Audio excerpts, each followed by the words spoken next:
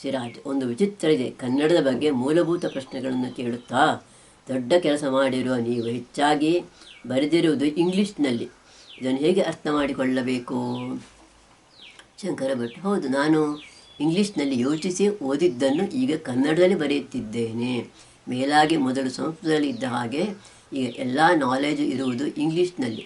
ಕನ್ನಡದಲ್ಲಿ ನಾನು ಬರೆದದ್ದನ್ನು ಚರ್ಚಿಸುವ ವಾತಾವರಣ ಇರಲಿಲ್ಲ.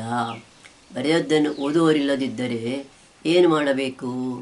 ಕನ್ನಡದಲ್ಲಿ ನಾನು 70ರ ದಶಕದಲ್ಲಿ 1.5 ವರ್ಷ ಕಷ್ಟಪಟ್ಟು ಬರೆದ ಪುಸ್ತಕವನ್ನು ಸರಿಯಾಗಿ ಚರ್ಚಿಸುವ ವಾತಾವರಣ ಇದ್ದಿದ್ದರೆ ನಾನು ಇಂಗ್ಲೀಷ್ನಲ್ಲಿ ಹೆಚ್ಚು ಬರೆಯುತ್ತಿರಲಿಲ್ಲ.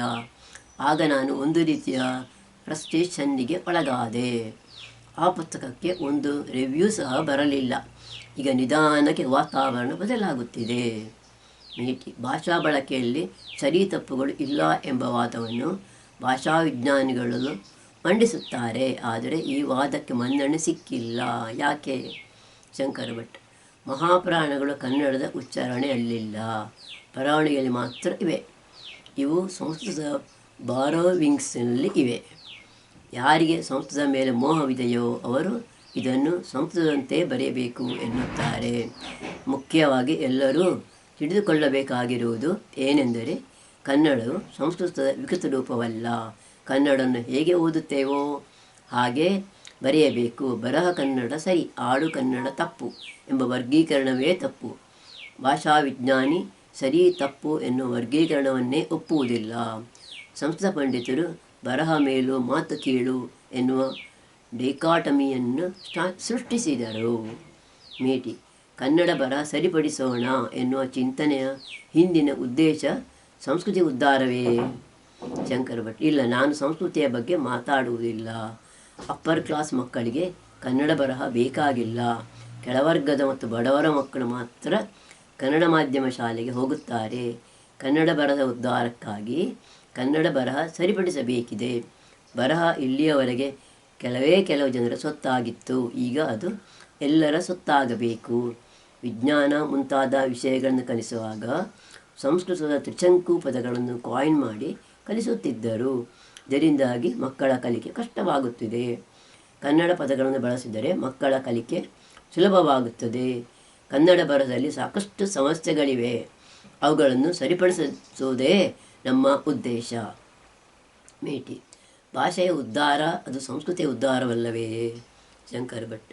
ವಚನಕಾರರು ಎಲ್ಲರನ್ನೂ ತಲುಪಬೇಕೆಂದು ಅದು ಬರಹದ ಮೂಲಕವಲ್ಲ, ಮಾತಿನ ಮೂಲಕ ಅವರು ಎಲ್ಲರ ಕನ್ನಡವನ್ನು ಬಳಸಿದರು. ಅವರು ಮಾಡಿದ್ದು ಅದು ಸಾಮಾಜಿಕ ಚಳವಳಿ, ಭಾಷಾ ಚಳವಳಿಯಲ್ಲ. ಬೌದ್ಧರು ಪಾಲಿಯನ್ನು ಹಾಗೂ ಜೈನರು ಪ್ರಾಕೃತವನ್ನು ಬಳಸಿದರು. ಇದಕ್ಕೆ ಕಾರಣ ಹೆಚ್ಚಿನ ಜನರಿಗೆ ಇವರ ವಿಚಾರಗಳು ಅರ್ಥವಾಗಲಿ ಎನ್ನುವುದಾಗಿತ್ತು. ಮೇಟಿ. ಇವರೆಲ್ಲರೂ ಸಂಸ್ಕೃತಿಯ ಉದ್ಧಾರಕ್ಕಾಗಿ ಭಾಷೆಯನ್ನೊಂದು ಅಸ್ತ್ರವನ್ನಾಗಿ ಬಳಸಿಕೊಂಡಿದ್ದಾರಲ್ಲವೇ? ಶಂಕರ ಭಟ್. ಹೌದು, ಇವರು ಭಾಷೆಯನ್ನು ಅಸ್ತ್ರವಾಗಿ ಬಳಸಿಕೊಂಡಿದ್ದಾರೆ. ಬರಹದಿಂದ ನಾವೆಲ್ಲರೂ ಏನು ಲಾಭ ಪಡೆಯುತ್ತೇವೋ ಅದನ್ನು ಎಲ್ಲರೂ ಪಡೆಯಲಿ ಅನ್ನುವುದೇ ನಮ್ಮ ಉದ್ದೇಶ. ಮೇಟಿ. ಬರಹದಲ್ಲಿ ಆಗುವ ಮಾರ್ಪಾಡುಗಳನ್ನು ಗಮನಿಸಿ ಭಾಷಾಶಾಸ್ತ್ರಜ್ಞರು ಭಾಷಾ ಚರಿತ್ರೆಯನ್ನು ಕಟ್ಟುತ್ತಾರೆ. ಆದರೆ ನಿಮ್ಮ ಕನ್ನಡ ಭಾಷೆಯ ಕಲ್ಪಿತ ಚರಿತ್ರೆ ಪ್ರಕಾರ ಆಡುನುಡಿಗಳ ಬದಲಾವಣೆಗಳನ್ನು ಒಳಗೊಳ್ಳದೆ ಇರುವುದರಿಂದ ಭಾಷಿಕ ಬದಲಾವಣೆಗಳನ್ನು ವರ್ಣಿಸುವ ಬಗೆ ಕಲ್ಪಿತವೇ ಅಥವಾ ಬರಹದಲ್ಲಿರುವುದೇ ಕಲ್ಪಿತವೇ? ಶಂಕರ ಭಟ್. ಹಾಗಲ್ಲ, ಅದು ಭಾಷೆಯ ಚರಿತ್ರೆಯನ್ನು ಕಟ್ಟುವ ಬಗೆ ಕಲ್ಪಿತ ಹೊರತು ಬರಹದಲ್ಲಿರುವುದು ಕಲ್ಪಿತವಲ್ಲ. ಉದಾಹರಣೆಗೆ ಕನ್ನಡ ಮತ್ತು ತಮಿಳು ಎರಡು ಒಂದೇ ಆಗಿರುವ ಕಾಲಕ್ಕೆ ಮರಳಿ ಹೋಗಿ ಆ ಎರಡೂ ಭಾಷೆಗಳನ್ನು ಹೋಲಿಸಿ ಅವುಗಳ ಕಾಲವನ್ನು ನಿರ್ಧರಿಸುವ ಬಗೆ ಕಲ್ಪಿತವಾಗಿರುತ್ತದೆ. ಆ ಎರಡೂ ಭಾಷೆಗಳ ಪದಗಳನ್ನು ಹೋಲಿಸಿ ನೋಡಬೇಕು. ಉದಾಹರಣೆಗೆ ತಮಿಳಿನಲ್ಲಿ ವೆಳ್ಳ ಇದೆ, ಕನ್ನಡದಲ್ಲಿ ಬಿಳಿ ಇದೆ. ಇವೆರಡನ್ನೂ ಕಂಪೇರ್ ಮಾಡಿ ಯಾವುದು ಮೊದಲು ಅನ್ನುವುದನ್ನು ಗುರುತಿಸಬೇಕು. ಇಂತಹ ಹೋಲಿಕೆ ಕನ್ನಡದಲ್ಲಿಯೇ ಸಾಧ್ಯವಿದೆ. ಉದಾಹರಣೆಗೆ ಬಿಳಿ ಹಾಗೂ ಬೆಳ್ಳಗೆ ಎರಡೂ ಕನ್ನಡದಲ್ಲಿದೆ. ಇದು ಬಹುಶಃ ಹಳೆಗನ್ನಡದ ವಡ್ಡಾರಾಧನೆಯಲ್ಲಿ ವೆಬೆ ಆಗಿ ಬೆಳ್ಳ ಅನ್ನುವುದು ಇಕಾರ ಅಥವಾ ಉಕಾರ ಬಂದಾಗ ಬಿಳಿ ಆಗಿರಬಹುದು. ಇದಕ್ಕೆ ಇಂಟರ್ನಲ್ ರೀಕನ್ಸ್ಟ್ರಕ್ಷನ್ ಎಂದು ಹೇಳುತ್ತಾರೆ. ಈ ಬದಲಾವಣೆ ಹವ್ಯಕ ಹಾಗೂ ಕೋಸ್ಟಲ್ ಕನ್ನಡದಲ್ಲಿ ಆಗಿಲ್ಲ. ಇದನ್ನು ಮೂಲ ದ್ರಾವಿಡಕ್ಕೆ ಹೋಲಿಸಿ ನೋಡಬಹುದು. ಇಂತಹ ರೀಕನ್ಸ್ಟ್ರಕ್ಷನ್ಗೆ ಯಾವುದೇ ಡಾಟಾ ಇಲ್ಲ. ಹಾಗಾಗಿ ಭಾಷೆಯ ಚರಿತ್ರೆಯನ್ನು ಕಟ್ಟುವ ಬಗೆ ಕಲ್ಪಿತವಾಗಿರುತ್ತದೆ. ಮೇಟಿ. ಹಾಗಾದರೆ ಪ್ರೊಫೆಸರ್ ಎನ್ ಶೆಟ್ಟರ್ ಅವರು ಇತ್ತೀಚೆಗೆ ಬರೆದ ಚಂಗಂ ತಮಿಳಗಂ ಮತ್ತು ಕನ್ನಡ ನಾಡು ನುಡಿ ಪುಸ್ತಕವು ಕನ್ನಡ ಭಾಷೆಯ ಚರಿತ್ರೆಯನ್ನು ಕಟ್ಟುವ ಕುರಿತು ಏನು ಹೇಳುತ್ತದೆ? ಶಂಕರ ಭಟ್. ಈ ಪುಸ್ತಕದಲ್ಲಿ ಭಾಷೆಯ ಚರಿತ್ರೆಯನ್ನು ಕಟ್ಟುವ ಚರ್ಚೆಗಳು ಬಂದಾಗಲೆಲ್ಲ ಅವರು ಅವಾಯ್ಡ್ ಮಾಡ್ತಾರೆ. ಭಾಷೆಯ ಬಗೆಗೆ ಅವರು ಹೆಚ್ಚಿನದನ್ನು ಹೇಳಲ್ಲ. ಕೆಲವು ವರ್ಡ್ಸ್ಗಳನ್ನಿಟ್ಟುಕೊಂಡು ಚರ್ಚೆ ಮಾಡಿದರೆ ಅದು ಭಾಷೆ ಅಥವಾ ವ್ಯಾಕರಣದ ಬಗ್ಗೆ ಏನೂ ಹೇಳಿದಂತಲ್ಲ. ಪುಸ್ತಕ ಓದಿ ನೋಡಿದೆ, ಅದು ಭಾಷೆಯ ಬದಲಾವಣೆಯ ಕುರಿತು ಏನನ್ನೂ ಹೇಳಿದಂತಿಲ್ಲ. ಭಾಷೆಯ ಚರಿತ್ರೆಯ ಬಗ್ಗೆ ಮಾತಾಡುವಾಗ ಕೆಲವು ಸ್ಟ್ರಕ್ಚರ್ಸ್ ಅಥವಾ ಸೆಂಟೆನ್ಸ್ಗಳನ್ನು ಗಮನಿಸಬೇಕಾಗುತ್ತೆ. ಕನ್ನಡ ಅಂತ ಹೇಳೋಕೆ ಕೆಲವು ಕಾರಣಗಳಿರುತ್ತವೆ. ಕನ್ನಡ ಮತ್ತು ತಮಿಳಿಗೆ ಏನು ವ್ಯತ್ಯಾಸ ಇದೆ? ಕನ್ನಡವನ್ನು ಕನ್ನಡವಾಗಿಸುವ ಹಾಗೂ ತಮಿಳನ್ನು ತಮಿಳಾಗಿಸುವ ಅಂಶಗಳು ಯಾವುವು ಎಂಬುದನ್ನು ಅವರು ಚರ್ಚಿಸಿಲ್ಲ. ಅಂದರೆ ಕನ್ನಡದ ಅನನ್ಯತೆ ಗುರುತಿಸುವಲ್ಲಿ ಅದರ ರಚನೆಯ ಸ್ವರೂಪ ಹೇಗಿದೆ ಅನ್ನುವುದನ್ನು ಅವರು ಗುರುತಿಸಿಲ್ಲ. ಉದಾಹರಣೆ, ತಮಿಳಿನಲ್ಲಿ ಕ, ಚ, ಕೇರಿ, ಚೇರಿ ಧ್ವನಿಯಾಗಿ ಬದಲಾವಣೆ ಆಗಿದೆ. ಈ ಚೇಂಜ್ ಕನ್ನಡದಲ್ಲಿ ಆಗಿಲ್ಲ. ಈ ಚೇಂಜ್ ಯಾವಾಗ ಆಯಿತೋ ಆವಾಗ ತಮಿಳಿಗೆ ಒಂದು ಐಡೆಂಟಿಟಿ ಸಿಕ್ಕಿದೆ, ಕನ್ನಡಕ್ಕೂ ಒಂದು ಐಡೆಂಟಿಟಿ ಸಿಕ್ಕಿದೆ. ಇದರ ಬಗ್ಗೆ ಅವರು ಏನಾದರೂ ಹೇಳಿದ್ದಾರಾ? ಇಲ್ಲ. ಹಾಗಾಗಿ ಅದರ ಬಗ್ಗೆ ನಾನೇನು ಹೇಳಲ್ಲ. ಅದು ಸರಿಯೋ ತಪ್ಪೋ ಅವರ ಹಿಸ್ಟಾರಿಕಲ್ ಪರ್ಸ್ಪೆಕ್ಟಿವ್ ನನಗಿಲ್ಲ. ಮೇಟಿ. ಶಬ್ದಮಣಿ ದರ್ಪಣವನ್ನು ಕುರಿತು ನೀವು ಬರೆದಿದ್ದೀರಿ. ಬಹಳ ಕಾಲದಿಂದ ವಿಶ್ವವಿದ್ಯಾನಿಲಯಗಳು ಪಂಡಿತರು ಅದನ್ನು ಎತ್ತಿ ಹಿಡಿಯುತ್ತಾ ಬಂದಿದ್ದರೂ ಒಟ್ಟಾಗಿ ಅದರ ಪ್ರಾಮುಖ್ಯತೆಯನ್ನೇ ನೀವು ಅಲ್ಲಗಳೆದಿದ್ದೀರಿ. ಶಂಕರ ಭಟ್. ಕಾರಣ ಏನು ಅಂದರೆ ಅವನು ಅದನ್ನು ಬರೆದು 100 ವರ್ಷಗಳು ಕಳೆದಿದ್ದರೂ ಅದು ಸರಿಯೋ ತಪ್ಪೋ ಎಂದು ಹುಡುಕುವ ಗೋಜಿಗೆ ಹೋಗಿಲ್ಲ. ನಮ್ಮಲ್ಲಿ ಒಂದು ಕಾಮೆಂಟರಿ ಮೆಂಟಾಲಿಟಿ ಇದೆ. ರಾಮಾನುಜ ಶಂಕರಾಚಾರ್ಯರು ಸಹ ಕಮೆಂಟರಿ ಬರೆದರೇ ವಿನ ಇಂಡಿಪೆಂಡೆಂಟಾಗಿ ಬರೆಯಲಿಲ್ಲ.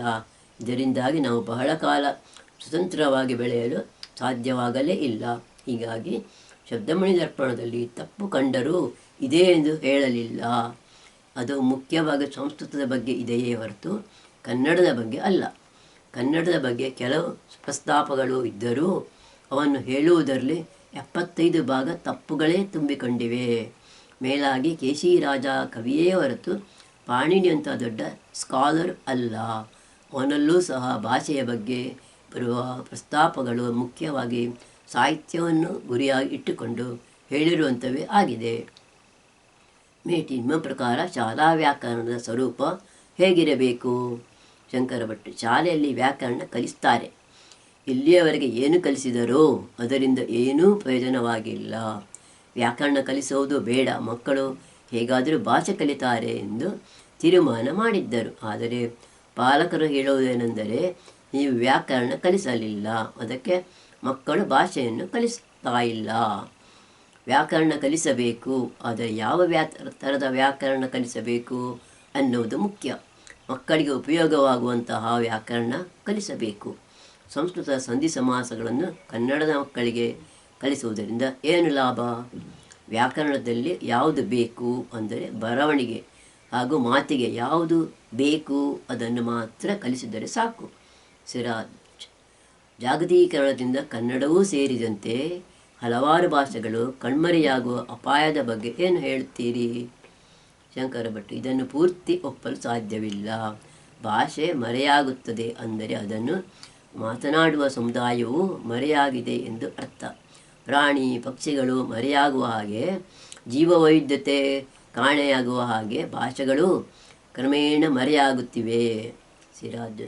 ಸದ್ಯ ಹೆಗ್ಗೋಡಿನಲ್ಲಿ ನೀವು ನೆಲೆಸಿದ್ದೀರಿ. ನೀನಾಸಂ ಸಂಸ್ಕೃತಿಯ ಕ್ಷೇತ್ರದಲ್ಲಿ ಮಾಡುವುದನ್ನು ನೀವು ಭಾಷೆಯಲ್ಲಿ ಮಾಡುತ್ತಿದ್ದೀರಿ. ಇದು ನಿಮ್ಮ ಕೆಲಸಕ್ಕೆ ಹೇಗೆ ಪೂರಕವಾಗಿದೆ?